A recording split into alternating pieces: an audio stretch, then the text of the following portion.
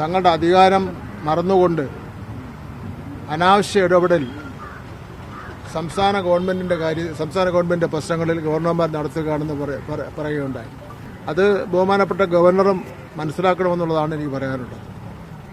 Indian ഭരണഘടനയുടെ article 163 പ്രകാരം സംസ്ഥാന മന്ത്രിസഭയുടെ ശുപാർശ പ്രകാരമാണ് ഗവർണർ പ്രവർത്തിക്കേണ്ടത്.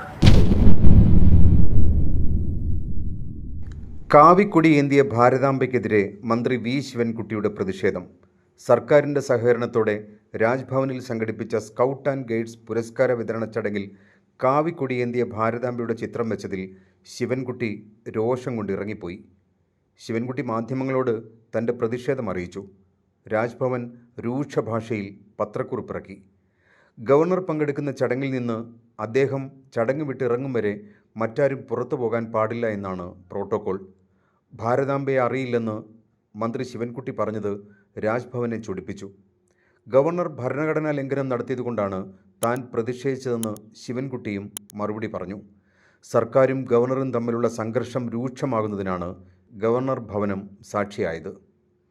എന്തുകൊണ്ടാണ് രാജ്ഭവനിൽ ഇങ്ങനെയുള്ള മതേതരമല്ലാത്ത പ്രവണതകൾ അരങ്ങേറുന്നത്? ആരിഫ് മുഹമ്മദ് ഖാൻ്റെ കാലത്തുണ്ടായ പുകിലുകൾ നാം മറന്നിട്ടില്ല. സർക്കാരും രാജ്ഭവനും തമ്മിൽ തുറന്ന പോരാട്ടമാണ് അന്ന് നടന്നുകൊണ്ടിരുന്നത്. എന്നാൽ പുതിയ ഗവർണർ വന്നപ്പോൾ സ്ഥിതി മാറുമെന്ന് നമ്മൾ കരുതി. ഇല്ല, ഒരു മാറ്റവുമില്ല.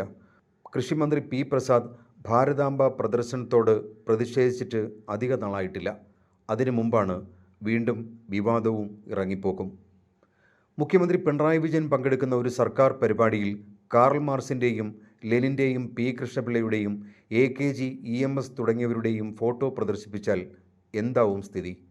സംസ്ഥാന സർക്കാരുകളെ രാഷ്ട്രീയം നോക്കി കൂച്ചു വിലങ്ങിടാൻ വേണ്ടിയുള്ളതാണോ രാജ്ഭവൻ? കേന്ദ്രം കുറച്ചുകൂടി ജനാധിപത്യ രീതിയിൽ കാര്യങ്ങൾ ആലോചിക്കേണ്ടതല്ലേ? ഇസ്ലാം രാഷ്ട്രങ്ങളിലും ക്രൈസ്തവ രാഷ്ട്രങ്ങളിലും നടക്കുന്നതുപോലെ ഇന്ത്യയിൽ തുടങ്ങിയാൽ നമ്മുടെ ജനാധിപത്യത്തിനും ഭരണഘടനയ്ക്കും എന്ത് പ്രസക്തിയാണുള്ളത്? രാജ്ഭവൻ കേന്ദ്രീകരിച്ച് നടക്കുന്ന ഈ കാവ്യവൽക്കരണം കൂടുതൽ സംഘർഷങ്ങളാകും സംസ്ഥാനങ്ങളിൽ സൃഷ്ടിക്കുക.